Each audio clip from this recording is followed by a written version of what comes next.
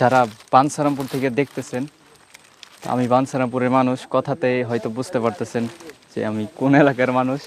তো সুন্দরবনের গহীন জঙ্গলে আসছি আমরা, এই বনের কাছাকাছি আসছি ফজরের সময়। এখন ভিতরে আছি, অনেকটা ভিতরে, কতটা ভিতরে আছি জানি না। একটু আগে এটা ভাটা ছিল, এখন জোয়ার আসছে। পানির লেভেল দেখেন বাড়তেছে আস্তে আস্তে।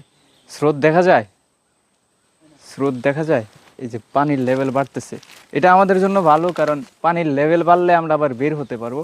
কিন্তু যদি ভাটা পড়ে যায় তখন পানি কমে যাবে, আমরা আর বের হতে পারবো না, তখন কষ্ট হবে অনেক।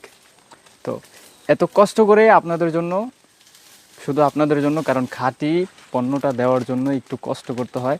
জীবনের ঝুঁকি নিয়ে আমরা বনের ভিতরে আসছি, দেখতে পাচ্ছেন আমরা বনের মধ্যে আছি। আর ওই যে আমাদের মোয়াল ভাইরা, ওনারা আরও অনেকগুলো, এগুলো কি কি বলে বলতে পারেন?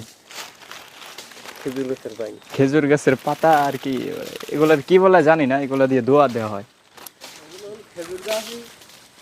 এগুলার কি বলে এগুলা?